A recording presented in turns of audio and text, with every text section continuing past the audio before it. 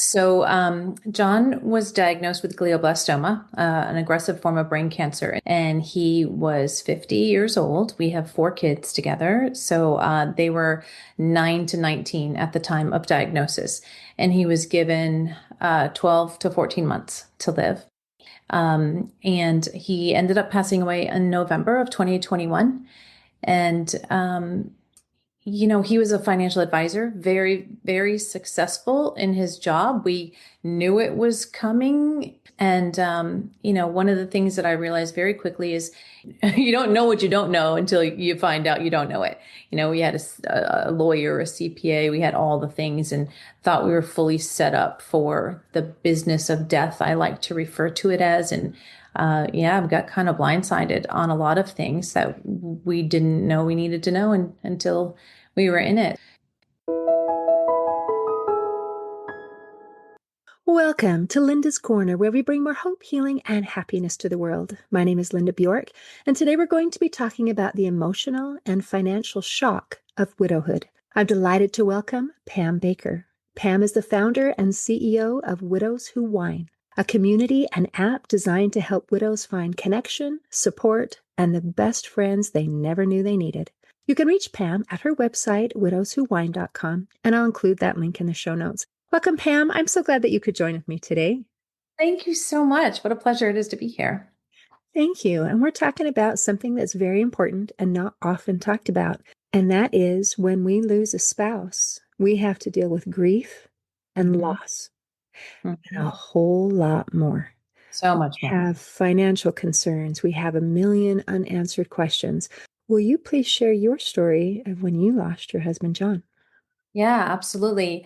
John was diagnosed with glioblastoma, an aggressive form of brain cancer in 2018, and he was 50 years old. We have four kids together. They were 9 to 19 at the time of diagnosis, and he was given 12 to 14 months to live. And he beat the odds on that. He was very, very, very healthy, and he just got even more healthy. He was so determined. We did clinical trials and all the stuff, chemo, radiation, and just worked like crazy to beat the odds. And eventually he didn't beat the odds, and but he lived very healthy for 2 years, and then the final year was pretty rough. And he ended up passing away in November of 2021.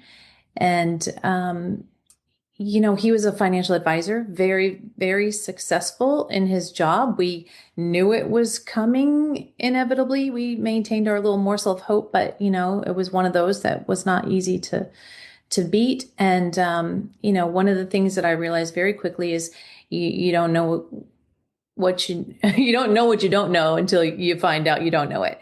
We had a lawyer, a CPA, we had all the things and thought we were fully set up for the business of death. I like to refer to it as, and I've got kind of blindsided on a lot of things that we didn't know we needed to know until we were in it. So, having that really horrible time of life that you're trying to make sure your kids are okay and learn how to be a widow and manage this life as a single parent while you're also dealing with all of the financials and the business and all the stuff that goes along with the death of a spouse was extremely hard, especially given the grief fog that you're living in. So that was just the beginning of my journey into widowhood. So a lot of things came after that, which we can get into. But that was a very eye-opening experience. I did not expect that side to be as hard as it was. But it was, yeah. Wow. And here you had the experience of having a little bit of warning. Yeah. And sometimes people don't even get that. They're just completely blindsided. Maybe it's an accident or something where they were here yesterday and then today an unexpected heart attack came and they're gone. But even though you are super smart and even though you knew it was coming, it was harder than you expected. And there were pieces that you didn't know that you didn't know. And it's so tricky because I mean, yes, you had a little bit of time, but that time I'm sure was spent trying to prolong his life, trying to help him to be as healthy and happy and comfortable as he could be, not to mention trying to take care of the needs and the grieving of four kids and yourself. That was a lot. A lot. And anyone who has any kind of long-term illness, but there's so many people, of course, who end up with cancer. Again, you don't know until you know, but the full focus, like you said, of the family goes on that person and their battle and everything from everything that's being served to the family to learning the new language. I think it's like a learning a foreign language under a ticking time bomb. Cancer is a whole new language. So it's all these things that you're trying to to learn and find all the clinical trials, figure out the best, the best of everything, and also help your kids figure out what in the world is going on, because obviously they can sense you. We were very honest with our kids, but everything's heightened, and it's like you're living in a perpetual fight and flight mode. And it is really hard. So yeah, I mean, we didn't even I didn't even know where our will was. How crazy is that? And and it's one of those things that as soon as I could breathe and came up out of it, I will say one of the things I did was um, worked with my nephew who worked for my husband as a financial advisor. Um, he went through the whole probate process with me, and I decided, like you said, I was like, if I have a hard time with this process, how does the regular person who doesn't have a financial advisor as a husband, doesn't have a lawyer, doesn't have a CPA, doesn't have a heads up that it's probably coming? How do they deal with this? And I just decided pretty much immediately. I had never written a book, but I decided I'm going to write a book about this because people need to be proactive in their planning. They need to figure out how to do this because it's impossible. It's an impossible ask while you're in the throes of grief. It's impossible. So anyway, we did end up writing that book, and it just came out about a month ago. And I'm hoping it helps a lot of people just realize, not widows specifically, but anybody who's financially tied and linked to someone, just to get all of the stuff that our experience, what we didn't know we needed to know, put it all in a book and a workbook to help people get all those things taken care of. So when you do lose your person, you can just honor the loss and honor their lives and focus on the healing part and not the survival necessarily, the survival part, if that makes sense. Yes, absolutely. And you brought up lots of important things. One of it is that when we're in that state of fight and flight, which for our brain, for those who know, when we're in fight or flight, the energy it goes away from the prefrontal cortex where we have our decision making, goes back into our brainstem where it's just we're dealing with survival. And Yeah. that is not the best time to be making decisions. In fact, it's almost impossible to make a good decision. So I'm imagining what you're suggesting here is let's talk about this. And we don't like to talk about it because we want to think we're immortal. Yes. None of us are. Exactly. Let's talk about it at a time when we are not in that fight or flight mode, where we're not in a state of crisis, so that we can have a plan in place and then forget about it, just put it in a file drawer somewhere, maybe. 1000%. And Hmm. then, if something, and let's be honest, when something happens, and it could be hopefully in the future, way in the future, but we don't know, then we won't be caught in so many things to take care of. We're still going to have to deal with grief. We're still going to have to deal with loss. There's no getting around that, but it won't be compounded with all the other things. Now, did you say that your book is a workbook? So is Sure. this something that when I work through it, by the time I'm done, I have a plan in place? You do. It's a book and we made a workbook to go along with it. And one of the things I'm really, really proud of, because when my husband died, like I said, he was a financial advisor and he tried so hard to get me to, take an active role in that, in our relationship. But I was like, that is your job. That is not my job. I don't need to know all this. Well, I did. So I did need to know. So when he died, I was determined to be educated when I walked into the lawyers, when I walked into the tax people. I didn't want to feel like anybody could take advantage of me. That's my personality. So I read so many books and they were all so boring and they're so clinical and cold. And I just was like, it was torture.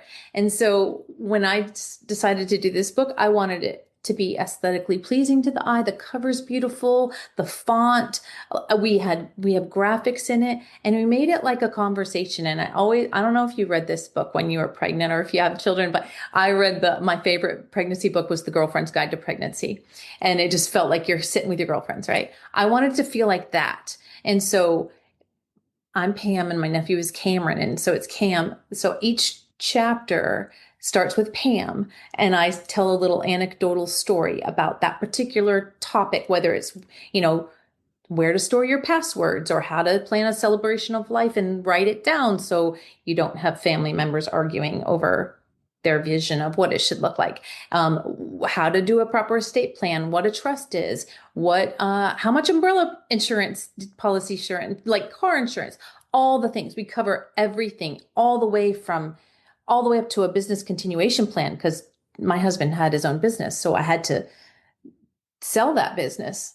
And so we cover everything. And so I come in and tell the story. Cameron, it says Pam and Cam. Cam comes in and gives his professional perspective. And he does a great job of really making it easy to digest. Every chapter ends with like reflective questions. And if you answered yes to any of these, consider this. If you answered no, consider that. And then yes, the workbook literally goes chapter by chapter. So when you're done, you're done. Like you fill it out. You have that. You can stick it in your safe. Ideally, you want to bring it to like an estate planning lawyer and have it all legalized and put it into the proper documents. But estate planning, people tend to do, cookie cutter stuff. This is very personalized and you can bring it to them and have a very personalized system all in place for you. And then then you're good.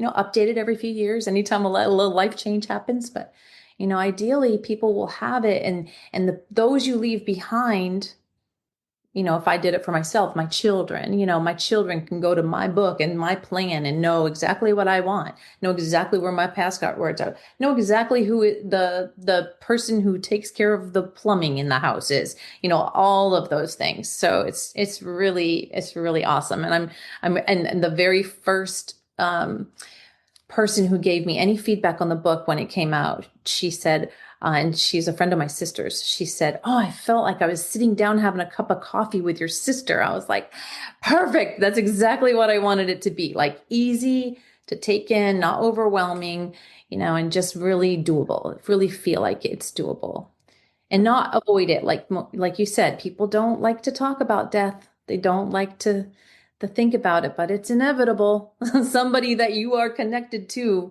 is going to die. And maybe it's you, maybe it's your parents, maybe it's your siblings, maybe it's your children. Like you have connections to all these people and you have to have a plan in place. So, yeah. Yes. And if you don't have a plan in place, then you have to wing it because Yeah. the things need to be taken care of. And thank you for making it readable. Thank you for not making this horrible thing worse. Mhm. Thanks for helping make it be comfortable, like we're sitting down and chatting and, just having a cup of coffee together, listening, talking. That's helpful because this is not a topic that we want to cover. And you're young.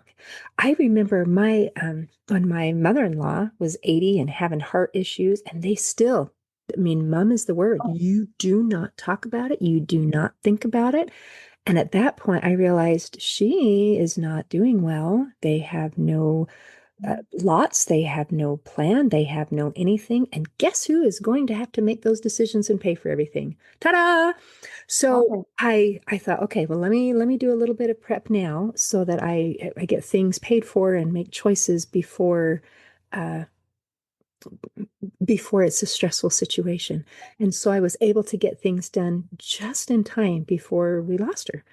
So um, I want to run, not walk, to get your book so that I know how to do more things because it wasn't my spouse. That Hmm. was Right. my mother-in-law. It was a whole different generation, different level of responsibilities. So what you're saying is important and it matters.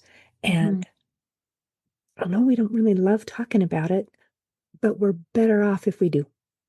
I 1000%. And one of the things that's really hard that just made me think of what you were just saying, when someone is diagnosed with something like cancer, I remember struggling with this with my husband because it almost felt like if I talked about having the things in place, like I didn't talk about where is the will. I mean, I found our old will. My youngest child wasn't even included in it.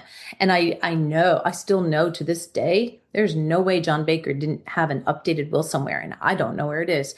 So it feels like if you bring up the potential death of someone who's battling an illness, right? It feels like you You've don't have given hope. up on him. You've given up on them. So it's Yeah. really hard. And I remember struggling with that myself, and I just felt like I was almost betraying him if I didn't. I wasn't believing in his fight. I wasn't believing in his ability to fight this. But that's not the time to have those conversations. If you haven't had them yet, you have to have the conversation. But ideally, do it when everybody's healthy, everybody's good, because it's just there's so much less weight to the conversation because it's more hypothetical than impending, you know? Ooh. Man, I'm glad you brought that up. And isn't that the truth? Mm. It becomes not a planning session, but it becomes emotional, Yeah. a betrayal of the person that you love, not to assume that they are Mhm. immortal, that they will win this battle. And I got similar pushback from other family members when I started planning for my mother-in-law. And I thought it was odd Mhm. because, I mean, it really was imminent, but there was still those feelings that you were describing of that is, I mean, inappropriate for one thing, and just mean. I mean, why would you plan for her? Do you want her to go? Well, Yeah. no, no, no, that's not my intent in any way, shape, or form. It's to be prepared. So, Right. oh, wow. Hmm. Mhm. Thank you for bringing that up. Okay. Wow. All right. So if we can find a way to make it hypothetical, like you said, this is just, in the future, a good 30, 40, 50 years down the road, if we want to think of it that way. Um, but just we'll just go through this and it will be okay. Yeah. And if you think about it too, like for me, it's doing a disservice, honestly, to my own kids to not leave them with my plan in place because we all see it, there's gonna be the best of siblings sometimes go to really bad places if things aren't laid out, like who's getting what, how does the family lake house get handled, how does there's that is like the recipe of disaster. It's like for uh family relations, let's say. You put it all out there, you make the plan, it's saving everybody, not only the heartache and drama and all of that, but also you quite literally saving family relations if there's no space to fight about who's getting what or how. I had that situation with my family, like when I mentioned the celebration of life. I knew exactly what John wanted, but we didn't write it down. So his siblings had opinions, his mom had an opinion, and it felt like I was then kind of fighting. I've known them since I was 18 years old. We started dating when I was 18. But then having this awful feeling of like you're battling with them over who needs what for their closure, but it wasn't about him, it was about them. But if we had written it down, I wouldn't have had to have the fight because I was just relaying what I knew, what we talked about. If it was written, I'd be like, look, it's right there. It's what he wanted. It's written. So that was an oversight on our part too. Like it did create some friction, and it's unfortunate because emotions are already, Already a hard, uh, hard time.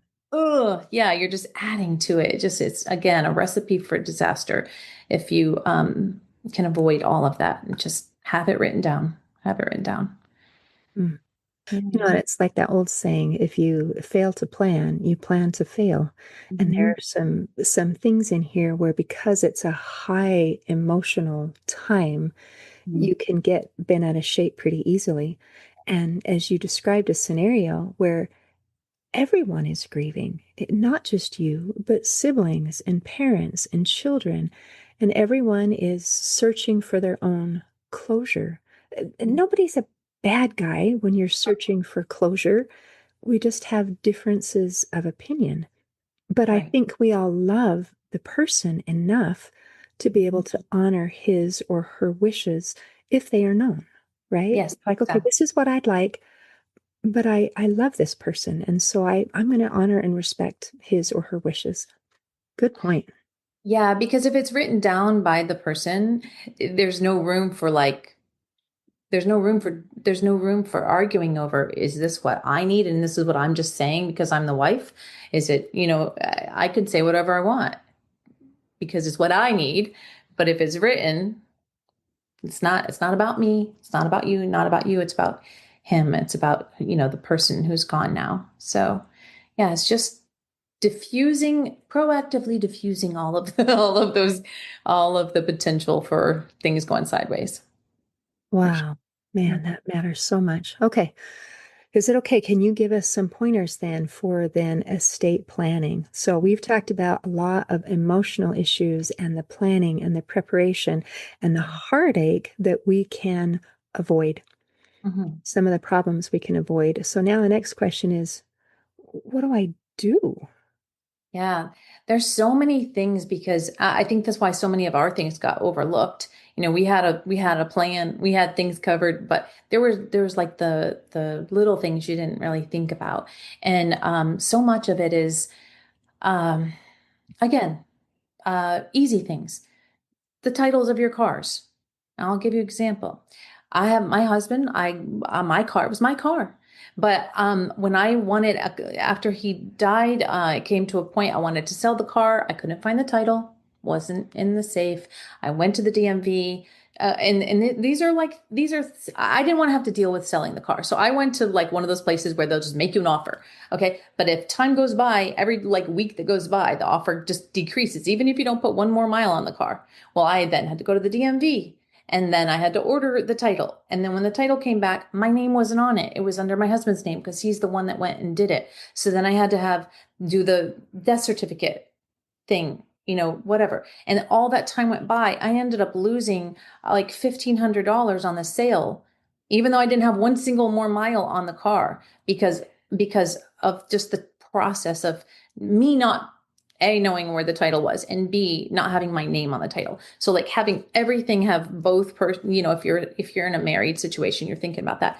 Both people on the title, both people on the bank accounts. If you're a authorized user, my girlfriend, I started, as you mentioned, the Widows Who Whine group here in Atlanta. It's a social group to help women, find each other and the best friends you never knew you needed. So I've heard so many stories. And one of my very good friends, and I talk about it in the book, her husband passed away. She's doing what she thinks is the right thing to do. She calls the credit card company and lets them know that he passed away. While she's on the phone, she gets a text from the credit card company that says your credit card's been shut down. And she's like literally like, "Did you just shut my credit card down?" I said, "Yeah, because the owner of the credit card is passed away and you're only an authorized user. You're not the owner." She lost all access to her credit cards because she was an authorized user, not an owner on the card. So fortunately, she had, other means of getting money and paying for things. But that I've heard so many stories like that. The mortgage on your house, just the titling of things, just to make sure. Like if I'm a stay-at-home mom. My husband was the businessman. So many of our things were titled in his name and not in mine. And so, it worked out for us. But you can imagine that so many women are in, especially women, widows, are in really challenging circumstances while they're also in a massive state of grief, trying to manage. Another woman in our group, she'd been a stay-at-home mom. She had to get a job within 2 weeks of losing her husband so she could have health benefits, and somebody else who had to sell her house within a couple weeks. Imagine going through all that transition and also then selling your house and also then having to go get a job while your kids are still little, and now their whole world's upended because now their mom's working full time and their dad's dead. I mean, there's all these things that to take into consideration with the proper life insurance, with proper like I said, titling of things. There's just so much minutia to all of it. That's why that workbook, it will walk you through and say, do I have a big enough life insurance policy? Do I have enough disability? How do I want things or need things titled so that you can avoid probate? If you, so the name of the book is Where's the Key to the Safe, which I named it that because I literally didn't know where the key to the safe was when my husband died. Literally didn't know. And then I didn't know how to open it because it's a weird safe. And I was YouTubing. Once I found it, I had to YouTube how to open this safe. And the subtitle is called How to Avoid Probate Pitfalls and Maximize Family Finance. The probate pitfalls, if you don't have an estate plan in place with all of the things written out, it goes to probate. If things are in probate, people don't know this. If you can avoid probate, once it goes into probate, it's fair game to the world. Anybody can see what you have going on because it's open documents. And that all your people in the, third cousin you haven't seen and ever met in your life now can be like, oh, especially if you have any wealth accumulated, can be like, oh, I can go get my piece of the pie on that because I'm a kin. If you have everything in a state plan and it doesn't have to go to probate, it's private. Nobody knows that. Your business won't be public. So there's so much to it. I know you asked me for a couple of good tips. I just threw out a bunch, but there's just, my brain is like I'm like trying to say, oh, what are all the best tips? There's just so many because again, you don't know until you know. I mean, this was a crazy thing for me with so two of my kids were above age 18 and two were, when my husband died, they were 12 and 16. I had to pay the state, I live in Georgia. I had to pay the state of Georgia to have some stranger go on my behalf to probate to prove that I was an adequate mother and could keep guardianship of my own children. I'd been a No. stay-at-home mom my whole life. I never had nothing I ever did, it was crazy. To me, that's like a government money grab. I had to pay the state to have this person go on my behalf and prove that there were no, cases against me to say I shouldn't have my children. But I'm like, are you kidding me? Like, these are crazy things. Again, while you're in massive grief, Grief. to say who's going to court on my behalf to prove that I'm a good enough mom to have my children? What? And of course, those are all state driven, so they may not be the same in every state, but it was in Georgia. I couldn't believe it. So How do you avoid that one? That is that's insane. yeah, that's again, that one I don't exactly know how to avoid because I think it's just a Georgia thing. Like if you have minors, you have to, someone has to go to court on your behalf. But yeah, it's insane. It's insane. And then there's the whole, like, the book covers all the stuff with Social Security and how to do those things right. And another little crazy tip, as a widow, as a younger widow, if I got remarried before the age of 60, I don't get my husband's benefits anymore. You lose them. So my husband worked his butt off to get all those benefits, and I get punished essentially. I was 50. I just turned 50 when he died. So as a state of principle, I'm like, I'm not getting remarried until after 60 because why does the state or the government get the money that my husband earned and I don't get it, and I just there's so many crazy little weird rules that you just don't know about. And that's a federal thing. That's not a state thing. So you could really get yourself into really a lot of widows, actually, this is a crazy thing that's stressed in the book. It's called the widow tax. Widows end up paying higher taxes as a single person than they do as a married person. So you have a less income because if you're a stay-at-home mom or you have a double income, it doesn't matter. You've lost one income source, right? And then your taxes go up because now you're filing single. It's all these little weird rules. I've had women who their car insurance has gone up. A lot of women, their car insurance has gone up after their husband dies. So your bills are higher, but your income's lower. Like there's a lot of crazy things that happen that you just don't know. But Wow. it's all in the book. It's all in Oh the my gosh, that is terrifying. Well, I will be buying your book as soon as we're finished talking here, book. because and the workbook so that I can work my way through it. Yeah. We just had a friend of my husband's who he passed away completely unexpectedly young, like you. And Mhm. his wife is going through currently the things that you are describing Mhm. and not being able to find. He's a pilot and he owns some planes, and she doesn't know where any of the logbooks are. She Oh doesn't my know. Lord.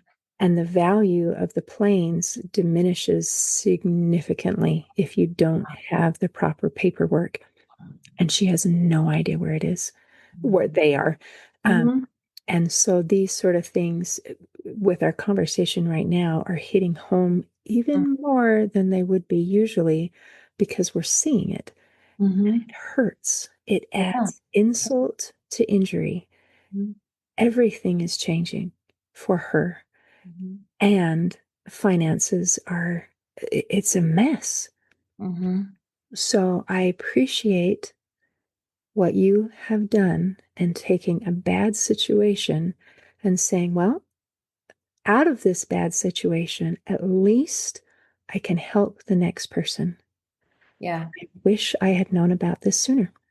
Yeah. It's that's really truly the goal. I mean, that was the end game because literally I couldn't stop thinking about how people survive this, like how people when especially with an unexpected death, how you manage it. People survive because they're resilient, but how do you manage it? And how do you manage it without making some major mistakes along the way because you're just not clear-minded or because you can't find the logbooks, you know? It's not a mistake of hers. It's not anyone's mistake. It's just not forward thinking and forward planning, which, as you said, most people don't do because death is awkward and weird and people avoid the topic altogether. Right. So Hmm. thank you for having an awkward, weird, scary conversation with me Yeah. today. Is there Yeah. anything else you want to make sure we cover before we close? Um, no, well, I will say, if you do have widows in your area, I also, when this group, my Widows Who Wine group here in Atlanta, I started with 14 women. I put it on my social media and said, anybody want to come over? And 14 women showed up. And now we have about 350 women in the group and a lot of younger women. It's crazy how how many young women there are.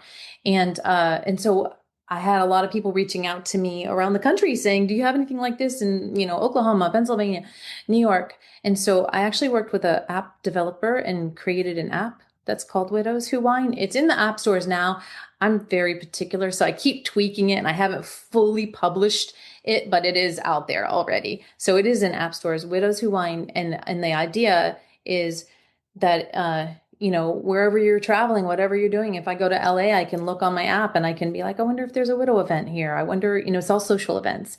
My group here, I plan one social thing a month, but all the widows who, if whatever you like, I'm like, it's your group. So there's a book club, there's mahjong, there's cornhole, there's golf, there's widows who dine, there's, all we do all kinds of fun stuff. So the idea is, once I fully get it out there, is then it's kind of based like a dating app in travel mode. When you go wherever you go, you can just see if there's, someone in your area, widows in your area, any kind of fun things happening, or just somebody, you could message each other through the app and say, hey, I'm in town, from Atlanta. I see you're a widow who likes to, who likes coffee. Can, want to go grab a coffee?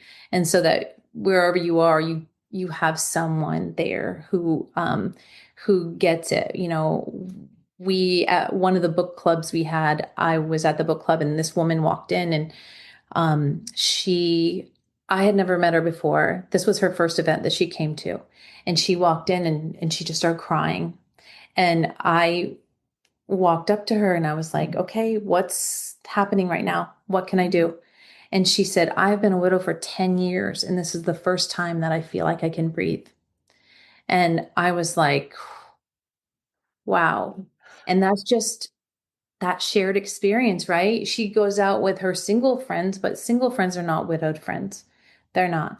And you go out with your couple friends, and your couple friends are not widow friends because you're the third wheel or the fifth wheel. Your single friends were talking about their, annoying ex-husbands or, whatever, and how much they hate them. We don't hate ours. They're just gone. And so having that space where you can just breathe because people get it. And there's no mask you have to wear. There's no, awkward. I call it the awkward head tilt when somebody's like, oh, how are you? That whole thing. You don't have that. It's just, you're with your people. You're with your people and you can breathe. So, yeah. So I got the app and the book is on Amazon, and you have to put where's the key to the safe. It's very particular, but then you have to put where's the key to the safe workbook because Amazon doesn't link them. So if you want to get the workbook and the book, you have to Google it or Amazon search it that way. But yeah, that's what I have going on over here. Thank you.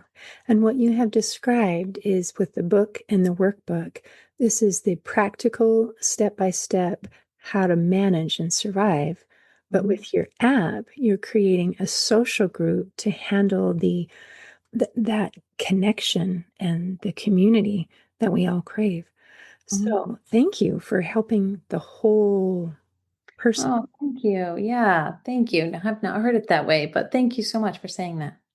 Thank you. In closing, I'd like to share a quote by Jackie Joyner Kersee. She said, it's better to look ahead and prepare than to look back and regret. Today, I invite our listeners to begin learning and preparing before a crisis hits. See you next time on Linda's Corner. Thanks for tuning in to Linda's Corner podcast. If you enjoyed this episode, please subscribe and share it with your friends to help us inspire even more listeners. Be sure to visit hopeforhealingfoundation.org for free and affordable resources to help you overcome life's challenges. And explore healingbreathworkdetox.com, where you'll find transformative tools for deep inner healing and lasting change. Also, don't forget to check out my books, Crushed, A Journey Through Depression, and You Got This, an action plan to calm fear, anxiety, worry, and stress. Your journey to hope, healing, and happiness starts here.